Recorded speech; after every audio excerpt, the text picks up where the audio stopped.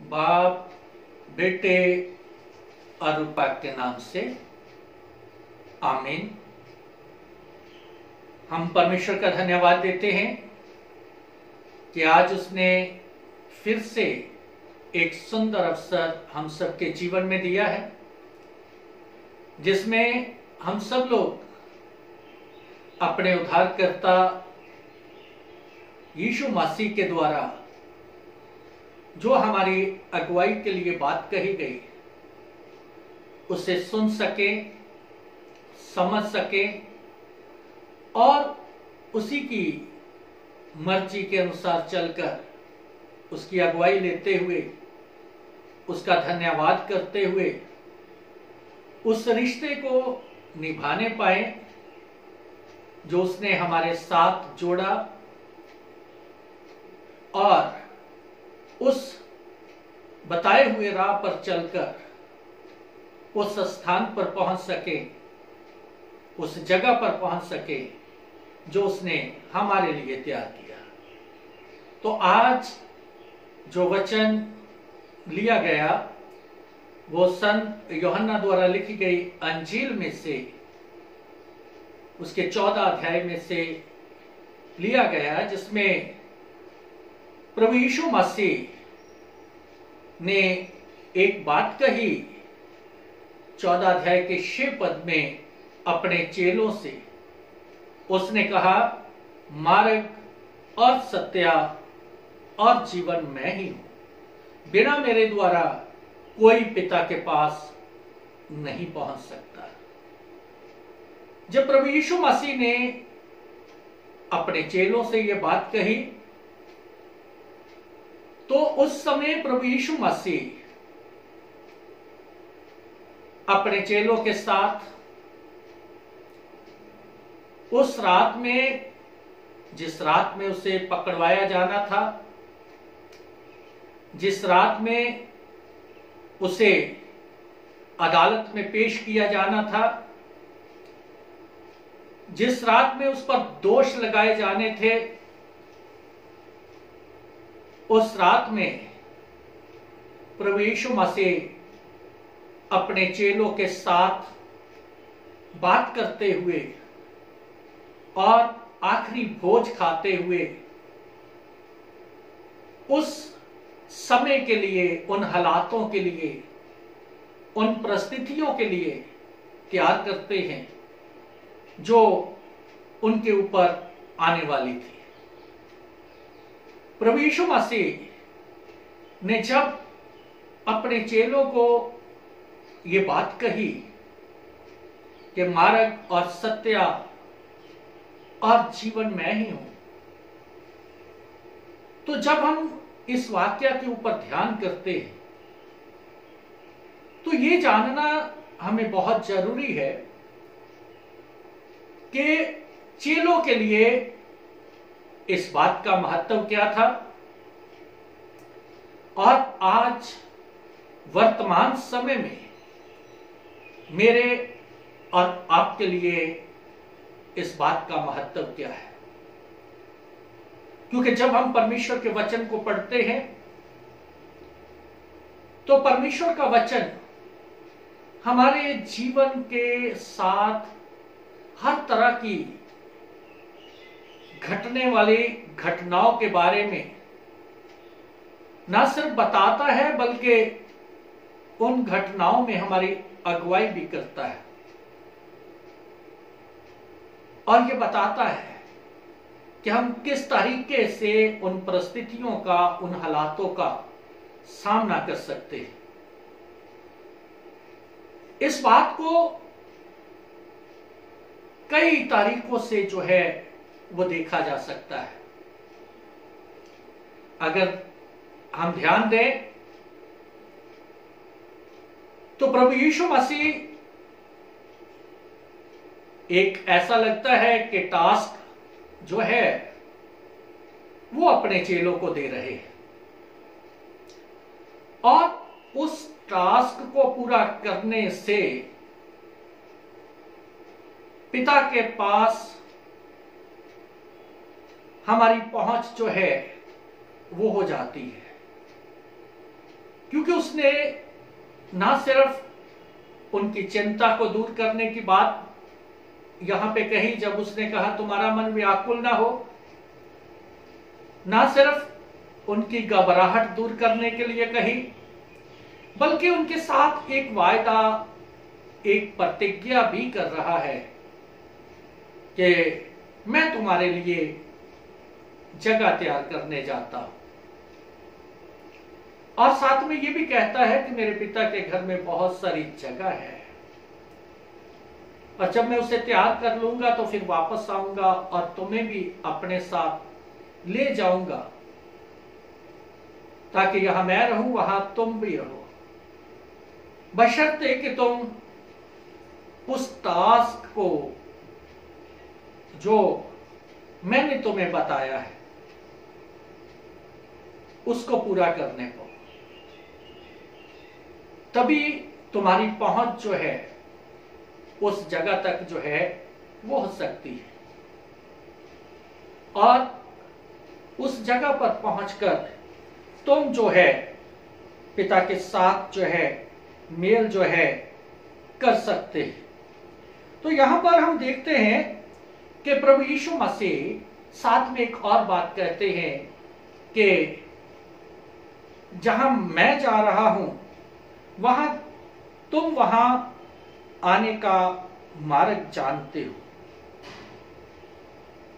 और यहां पे बताया गया है कि उसने वो मार्ग दिखाया है, और वो मार्ग जब प्रभु यीशु मसीह के चेले उसके साथ रहे लगभग 3.5 साल, तो वहां पर हम देखते हैं कि प्रभु यीशु मसीह ने अपनी शिक्षा और अपने जीवन के वो कार्य और अपना व्यवहार के द्वारा ये सारी चीजें इस टास्क को पूरा करने के लिए प्रभु यीशु मसीह ने उन्हें सिखाई है या अगुवाई किया है। लेकिन एक बात कहते हो कि यहां मैं जा रहा हूं वहां तुम नहीं आ सकते। सवाल यह है कि जहां वो जा रहा है, जब प्रभु यीशु मसीह कहते हैं कि तुम नहीं आ सकते, तो वो उस मार्ग को जान कैसे सकते हैं, कैसे पता चल सकता है?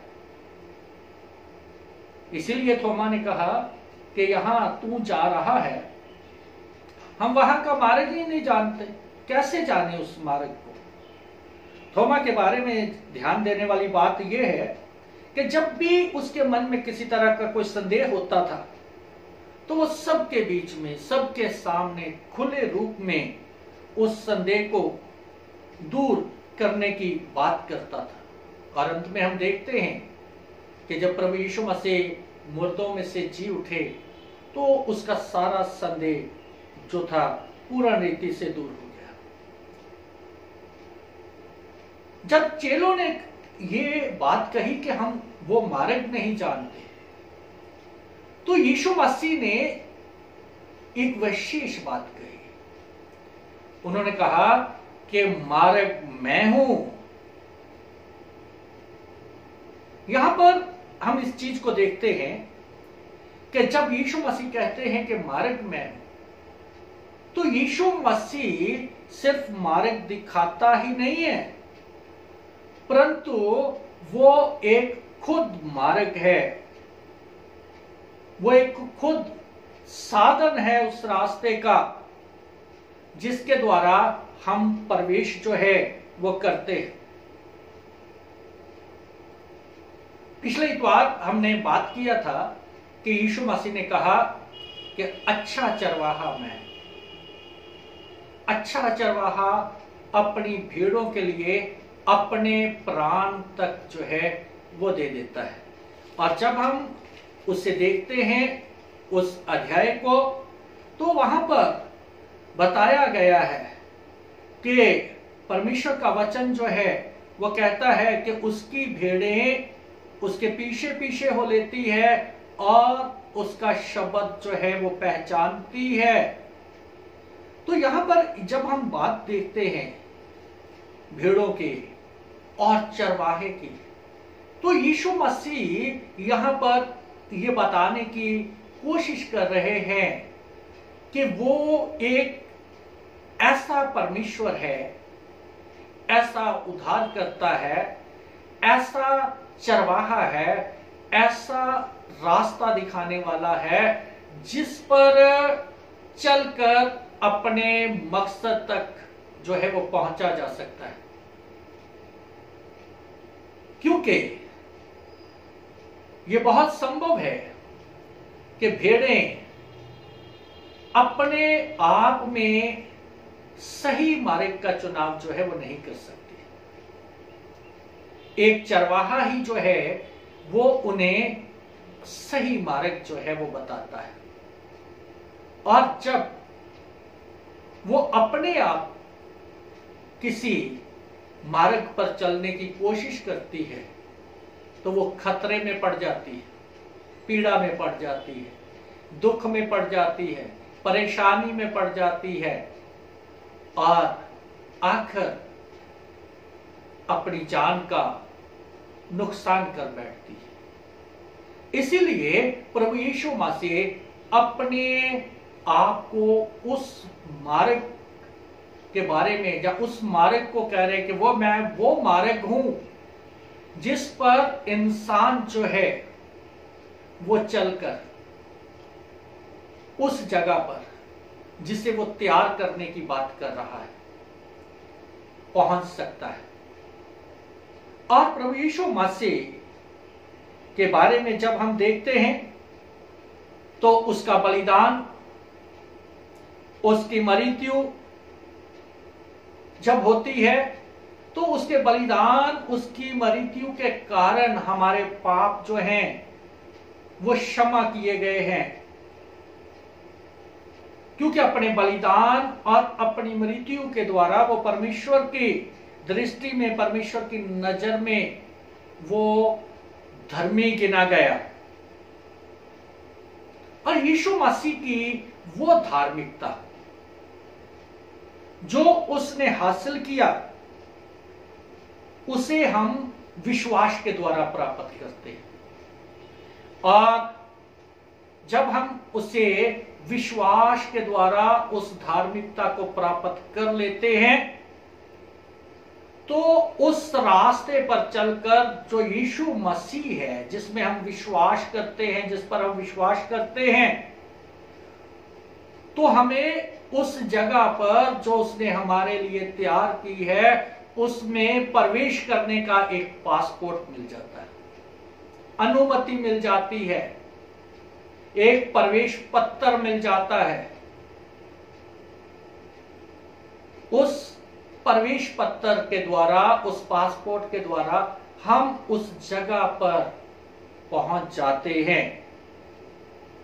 इसीलिए प्रभु यीशु मसीह कहते हैं कि मार्ग में अगर हम उस मार्ग पर चले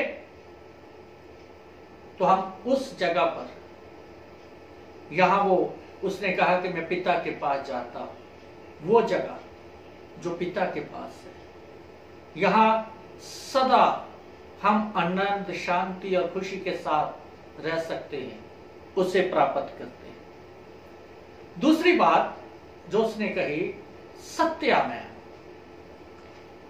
यीशु मसीह ना सिर्फ सत्य की या सच्चाई की शिक्षा देता है, वचन इस बात को बताता है कि वो खुद सच्चाई है, खुद सत्य है, वो पूरी तरह विश्वास योग्य है, उस पर विश्वास किया जा सकता है, वो उस पर भरोसा किया जा सकता है, उसका सुसमाचार सच्चा है।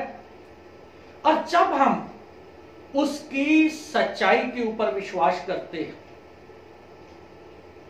तो उस सच्चाई के ऊपर विश्वास करने से हम उसके उद्धार को, उसकी मुक्ति को प्राप्त करते हैं। यानी कि हम दूसरे शब्दों में यह कह सकते हैं कि हमारी जितनी भी अज्ञानता है उससे हम छुड़ाए जाते हैं। क्योंकि जब हम परमेश्वर के वचन को पढ़ते हैं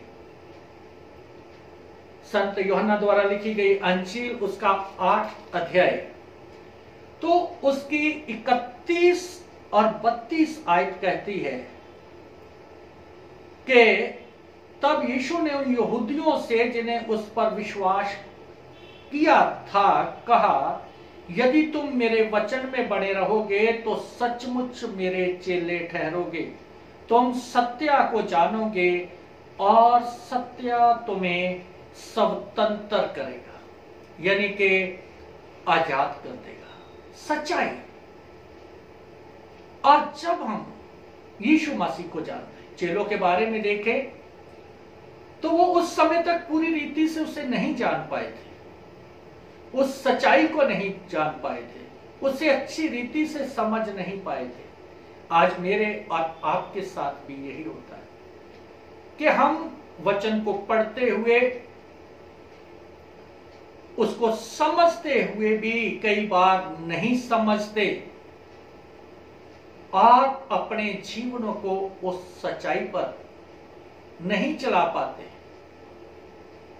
उस यानी कि यीशु मसीह के तरीके से, यीशु मसीह की मर्जी से, यीशु मसीह की इच्छा से नहीं चला पाते और अज्ञानता में फंसे रहते हैं। इसलिए जब हम होशे नबी की किताब को पढ़ते हैं, तो होशे नबी के किताब को जब हम पढ़ें तो उसमें जो है परमेश्वर का वचन कहता है, 6 अध्याय की 3 पद में लिखा हुआ है, आओ हम ज्ञान ढूंढें, आओ हम ज्ञान ढूंढें।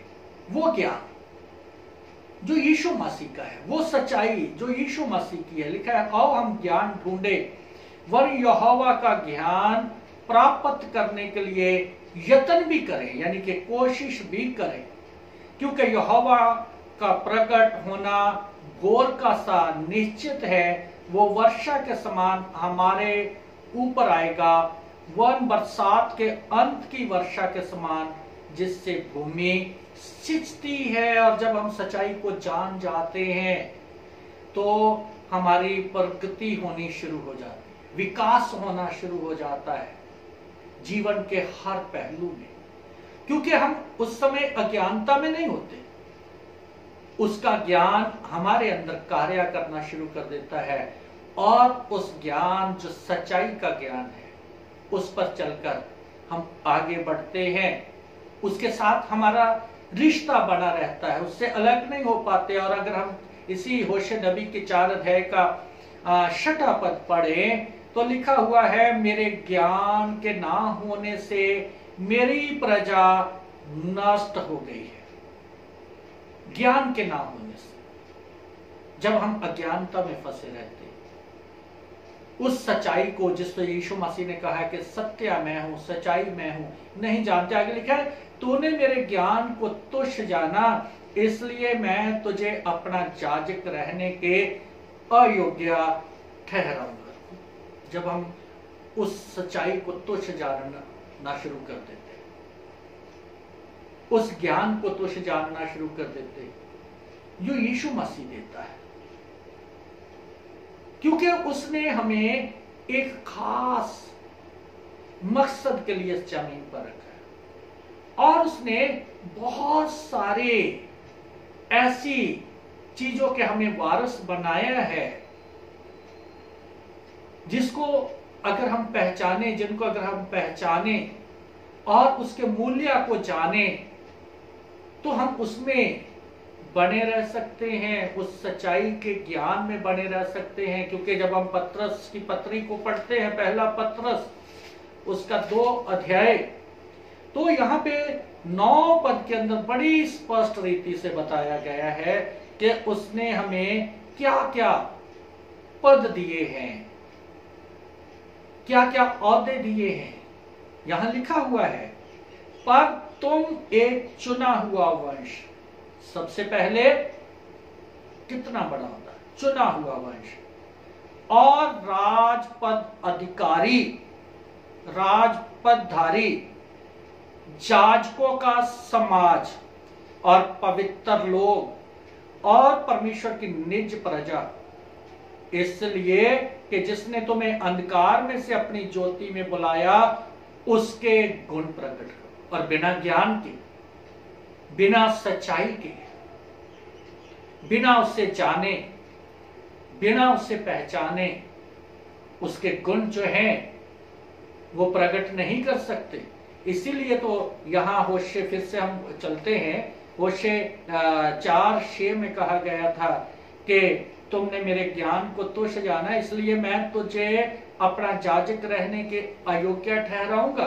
क्योंकि वो जाजकों का समाज का पद, वो ओहदा जो हमें दिया है, जब हम इस सच्चाई से मुंह मोड़ते हैं तो हम उस ओहदे के, उस पद के अयोग्य ठहराए जाते हैं। इसलिए हमें ये बात याद रखनी चाहिए। तीसरी बात जो उसने कही, लिखा है कि मैं जीवन। यीशु मसीह ना सिर्फ जीवन देता है, परंतु वो स्वयं एक जीवन है। जब हम यूहन्ना की अंजील को ही पढ़ते हैं, उसके पहले अध्याय को पढ़े, तो यहां पर परमेश्वर का वचन जो है वो बड़ी स्पष्ट रीति से यहां पर बताता है। 4 पद के अंदर लिखा हुआ है, उसमें जीवन था और वो जीवन मनुष्यों की ज्योति था। उसमें जीवन था, क्योंकि सारी चीजें तो उसी के द्वारा बनाई गई, उसी के द्वारा उत्पन्न हुई, और वो परमेश्वर के साथ था, वचन ही परमेश्वर था, उसमें जीवन था। और वो जीवन वो मेरे को देना चाहता है, वो ही जीवन वो आपके साथ शेयर करना चाहता है, ताकि उस जीवन को प्राप्त करते हो उस जगह पर जिसकी उसने प्रतिज्ञा की है, हम लोग जो हैं वो पहुंच सके। और अगर हम संत यूहन्ना द्वारा लिखी गई ही अंजील के 5 अध्याय के 26 पद को पढ़ें, तो वहां पर भी हम परमेश्वर के वचन के अंदर देखते हैं, वहां लिखा हुआ है 26 पद में लिखा है, क्योंकि जिस रीति से पिता अपने में जीवन रखता है, उसी रीति से उसने पुत्र को भी ये अधिकार दिया कि वो अपने आप में जीवन रखे। फिर से देखिए, क्योंकि जिस रीति से पिता अपने आप में जीवन रखता है, उसी रीति से उसने पुत्र को भी ये अधिकार दिया है कि वो अपने आप में जीवन रखे। और वही जीवन, जिस जीवन का परमेश्वर ने पुत्र को अधिकार दिया, यानी हमारे उद्धारकर्ता यीशु मसीह को अधिकार दिया, वो मेरे को देना चाहता है, आपको देना चाहता है। और जब हम इसी का 17 अध्याय को देखते हैं, तो वहां पर 3 पद के अंदर जो है वो लिखा हुआ है, और अनंत जीवन ये है कि वह तुझ एकमात्र सच्चे परमेश्वर को और यीशु मसीह को जिसे तूने भेजा है जाने, उसे पहचाने, उस रास्ते को जाने, उस मार्ग को जाने, उस सच्चाई को जाने। जितने भी यीशु मसीह ने काम किए मार्ग दिखाने के लिए, सच्चाई के लिए, जीवन देने के लिए, वो हमारे सामने है। और केवल यीशु मसीह ही हमें जो है वो बचा सकता है। केवल यीशु मसीह ही इस संसार का उद्धार करता है, क्योंकि उस पर विश्वास करने के द्वारा हमारी पहुंच जो है वो पिता तक होती है।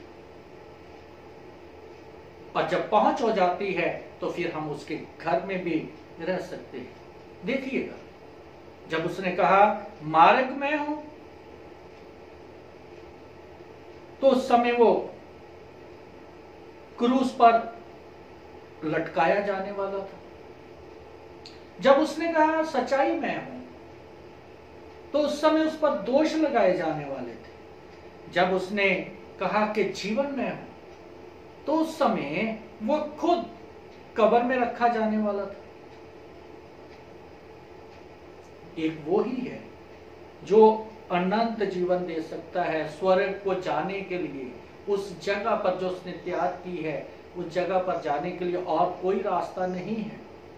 बहुत सारे अगुए, बहुत सारे धार्मिक संस्थाएं, बहुत सारे धर्म जो सिर्फ एक इशारा दे सकते, एक दिशा दे सकते, जो हमें दिखा सकते हैं कि हम किस तरीके से उस रास्ते पर जो है वो चल सकते हैं। इसीलिए जब हम चेलों की बात देखते हैं तो चेलों अब तक नहीं पूरी रीति से जानते थे, उसके पुनरुत्थान तक नहीं जानते थे। यदि वे सचमुच पूर्ण रीति से उसे जानते होते कि वो कौन है, तो वो कभी भी शक में, संदेह में नहीं पड़ते और वो पीड़ाएं, वो हालात जो उनके जीवन में उस समय डर के थे, परेशानी के थे, वो नहीं होते, क्योंकि उन्हें मालूम होता कि वो कहां जा रहा है। उन्हें पता होता कि वो मार्ग और सच्चाई और जीवन है। इसीलिए मैं आपसे यही कहना चाहता हूं कि मेरे और आपके हालात भी कई बार इसी संसार में, आज जबकि हम भी ऐसी पीड़ा में हैं जो कोरोना वायरस की वजह से है, हालात ऐसे हैं जिसमें डर बना हुआ है, भय बना हुआ है लोगों के अंदर। लेकिन हम जानते हैं कि अगर हमने यीशु मसीह पर विश्वास कर लिया, जो उसने धार्मिकता हासिल की, उस धार्मिकता को हासिल कर लिया और उस मार्ग पर चले, उस सच्चाई को जानकर जो उसने अपने बारे में कही, तो हमारा अनंत जीवन जो है वो निश्चय है। हमें कोई उससे अलग नहीं कर पाएगा। हमारा प्रेम एक दूसरे के साथ जो है वो बना रहेगा, क्योंकि पौलुस रसूल इस बात को समझ गए थे कि प्रभु यीशु मसीह जो है मार्ग, सच्चाई और जीवन है। इसीलिए उन्होंने रोमियो की पत्री के अंदर 8 अध्याय में उस रिश्ते के बारे में, जो प्रेम का रिश्ता है उसके साथ, उसके बारे में बात किया। 35 पद में लिखा है, कौन हमको मसीह के प्रेम से अलग करेगा? क्या क्लेश या संकट या उपद्रव या अकाल या नगाई या जोखम या तलवार? और फिर वो कहते हैं 38 पद में कहते हैं, क्योंकि मैं निश्चय जानता हूं कि ना मृत्यु, ना जीवन, ना स्वर्गदूत, ना प्रधानताएं, ना वर्तमान, ना भविष्य, ना सामर्थ, ना ऊंचाई, ना गहराई और ना कोई और सृष्टि हमें परमेश्वर के उस प्रेम से जो हमारे प्रभु यीशु मसीह में है अलग कर सकेगी। और ये प्रेम का रिश्ता जो परमेश्वर के साथ हमारा, ये तभी रह सकता है जब हम उसके बताए हुए मार्ग पर चलेंगे, उस सच्चाई को जान जाएंगे जो उसमें है, और उस जीवन को, उस मार्ग पर चलने से और उस सच्चाई को जानने से उस जीवन को प्राप्त कर लेंगे जो अनंत जीवन है। उसने कहा कि मैं आया ही इसीलिए हूं कि जीवन पाओ और बहुतायत का जीवन पाओ। खुदा आप सबको आशीष और बरकत दे। आमीन।